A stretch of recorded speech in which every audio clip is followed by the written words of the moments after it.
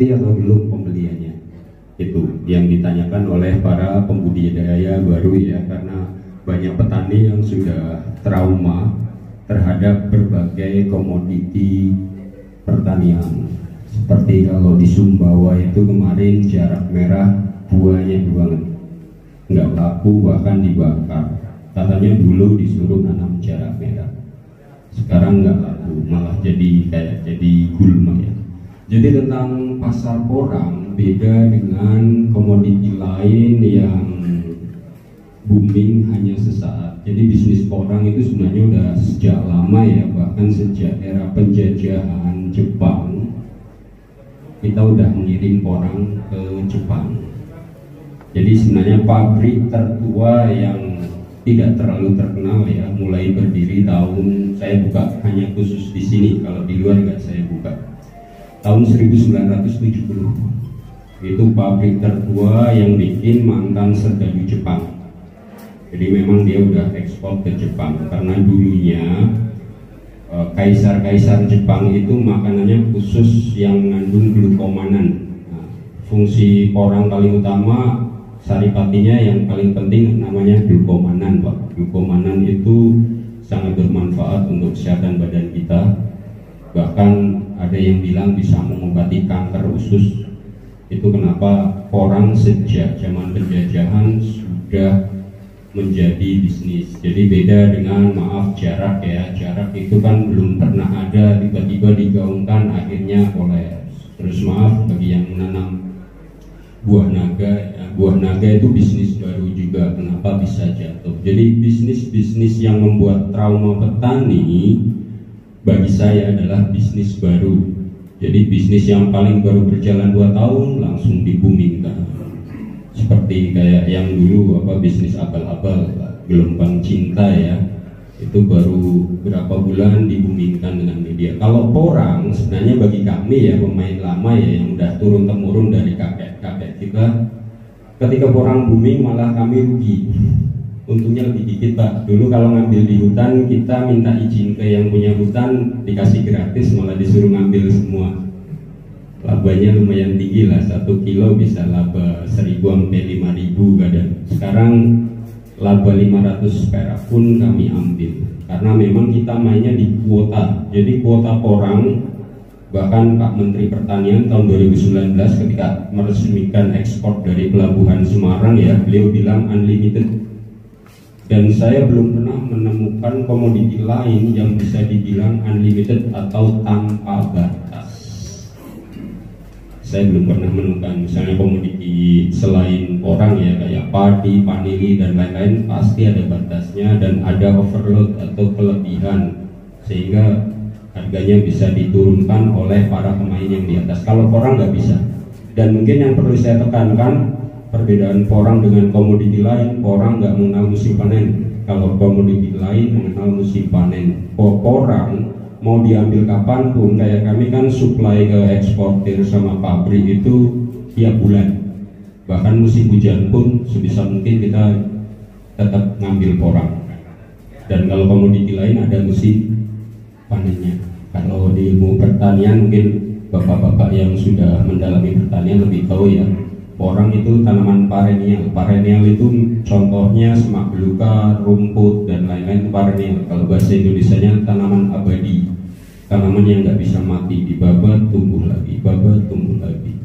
Kalau komoditi lain annual atau tahunan, ada umurnya. Misalnya 3 tahun, biasanya mereka udah nggak tumbuh lagi.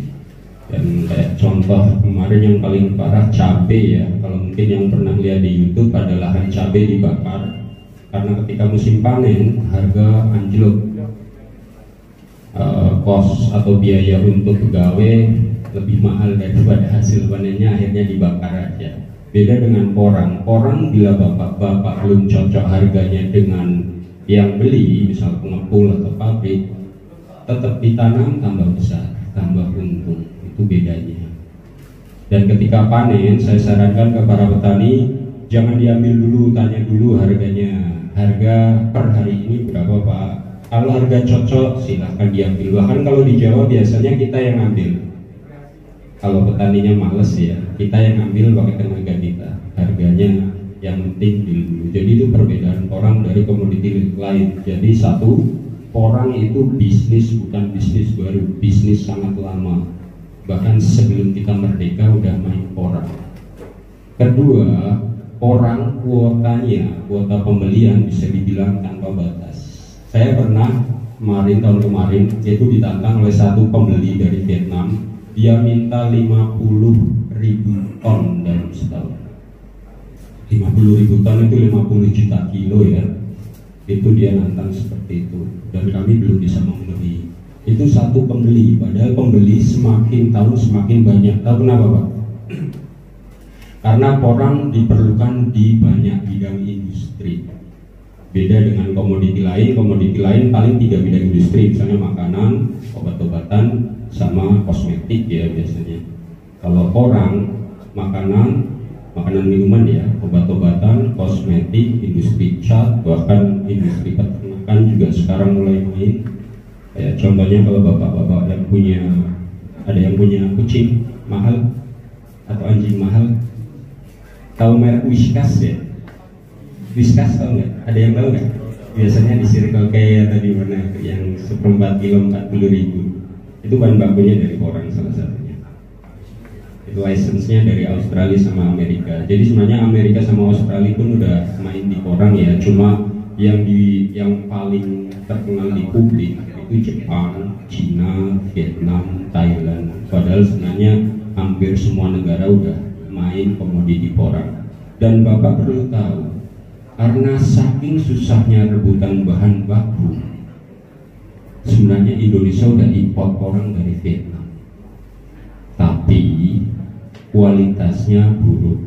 Akhirnya sempat kemarin kami pabrik dari Bandung ya, itu impor dari Vietnam, tapi kualitasnya kalah jauh daripada porang Indonesia. Karena itu bapak-bapak nggak usah khawatir kalau negara lain menanam porang. Kualitasnya beda jauh karena porang itu sangat tergantung dari kontur tanah. Bahkan porang Madiun atau Jawa Timur sama porang Bali beda kualitas di kulitnya, tapi kandungannya hampir sama karena sama-sama di Indonesia Khatulistiwa ya, tropis. Jadi itu tentang pasar porang. Beda dengan komoditi lain, porang itu tanpa batas, dan bagi saya pribadi hanya di porang saya bisa menyebut petani sebagai raja. Tahu sebabnya nggak? Karena kalau petani nggak mau jual porangnya nggak mati. Saya pernah bulan Mei kemarin, saya kan masih di tempat saya ya, ada beberapa petani yang udah panen. Saya nanya, ada satu petani yang belum panen. Saya tanya, Pak, belum dipanen porangnya? Dengan entengnya dia jawab, saya nunggu per kilo harga 15.000 Pak. Enteng sekali, karena memang mungkin dia masih punya tabungan ya. Dan satu Pak, suatu saat kalau CVITB itu ada rencana study tour ya ke Jawa Timur, bagi yang berminat melihat bukti bisa nanti ke sana.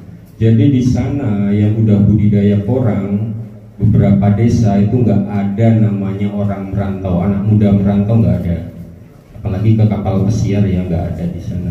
Adanya cuma punya lahan porang, panen, main biliar, main ya itulah hura-hura. Itu efek negatifnya karena uangnya udah gampang. Paling ganti mobil, ganti motor itu ada di Jawa Timur. Kapan-kapan saya perlihatkan, kalau di YouTube kan nggak terlalu dibumingkan, nggak terlalu disorot karena memang petani-petani porang dari zaman dulu itu terkenal low profile ya, nggak suka pamer gitu. Jadi bisa mungkin bulan Januari Februari tahun depan bila kita ada rencana untuk melihat jalan-jalan ke lahan porang yang kurang lebih udah 10.000 hektar ya di lahan perhutani. Jadi bapak-bapak untuk porang ya, bapak-bapak udah pernah nonton mungkin Mas Paidi ya, porang viral karena Mas Paidi yang mantan pemulung jadi miliarder. Jadi bapak-bapak jangan pernah berkecil hati, karena sejarahnya Mas Paidi itu beliau ngambil ya pemulung tahu ya, dan beliau nggak punya lahan, beliau juga nggak punya modalnya hanya niat mau belajar.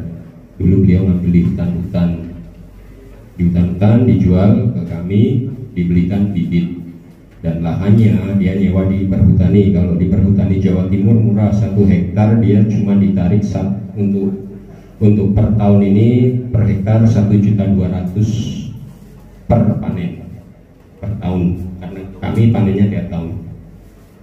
Kenapa panennya tiap tahun? Karena kami udah nanam lama. Jadi misalnya nanam satu lahan, kita panen misalnya di sela-selanya ngambil, ambil. Jadi nggak sekaligus diambil semua, seperlunya kalau ngambil. Misalnya tahun ini hanya ingin dapat uang. Kemarin teman saya 4 hektar, dia cuma butuh uang 500 juta, ya diambil sebagian, cuma kurang lebih 25.000 pohon umbi. Jadi seperti itu ceritanya di sana, seperti itu. Dan kalau mau bukti bisa dibuktikan, bukan bisnis abal-abal ya, nggak kayak yang katanya di Bali pernah heboh ginseng ya. Ya, jadi itu tentang pangsa pasar porang bukan bisnis baru, itu udah lama, udah turun-temurun, dan kuotanya bisa dibilang tak terbatas. Dan bagi kami, kalau di suatu daerah minimal udah ada 500 hektar aja atau 100 hektar lah, kita udah bisa bikin pabrik kecil. Kemarin ada yang memaksakan bikin pabrik kecil di Bali, langsung ambruk karena nggak ada bahan baku. Jadi bahan baku paling nggak pabrik terkecil itu kebutuhan, pabrik paling kecil paling nggak kebutuhan per hari 1-10 ton per hari. Itu pabrik paling kecil. Kalau pabrik yang biasa kurang lebih per hari 60-100 ton per hari. Jadi bisa dihitung sendiri per bulan, per tahun. Di Jawa kurang lebih ada 10 pabrik ya yang masih aktif. Yang udah nggak aktif udah KO 2 karena perang harga porang melambung tinggi kemarin sampai tembus kisaran 14.000 tahun kemarin. Kalau di Tiongkok, kalau saya dapat kabar dari teman eksportir saya yang di Tiongkok, ada 100 pabrik pengolahan porang. Kalau di Vietnam kita belum dapat datanya, paling besar di Cina. Jadi pasarnya masih sangat luas ya, dan harapan saya saudara-saudara di Bali giat menanam porang. Kenapa? Ini harapan baru karena pandemi ini. Di musim pandemi saya survei bisnis yang bertahan hanya bisnis agrobisnis atau pertanian, dan yang paling kuat bertahan porang. Jadi porang, jadi seperti itu. Jadi bagi yang mau tahu, tahun 2019 bulan April harga umbi porang di Jawa ya, bukan di Bali, di Jawa itu kita 4.000 masih dapat di petani. Bulan April tahun 2020 gara-gara pandemi kita dapat minimal dengan harga 10.000 per kilo. Kalau kita mau tetap pabrik kita jalan itu. Jadi meningkat 100%. Dan memang harga aman porang ya, harga aman porang itu di kisaran 4.000 sampai 8.000 itu udah pasti. Kalau dolar seperti sekarang, karena kan kita patokannya dolar ya. Jadi harga aman 4.000 sampai 10.000. Tapi di realitasnya, di kenyataan tahun-tahun kemarin tembus 13 sampai 14.000 di petani, bukan di pengepul. Jadi seperti itu ceritanya, dan cerita saya bisa di cross check bila bapak-bapak ada saudara di Jawa Timur yang tahu porang. Ada pertanyaan nggak?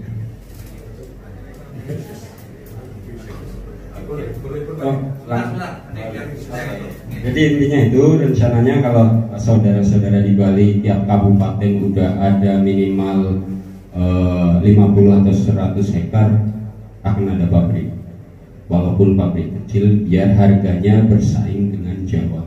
Jadi nggak usah di bawah Jawa karena langsung diolah di sini. Seperti itu aja dari saya. Terima kasih.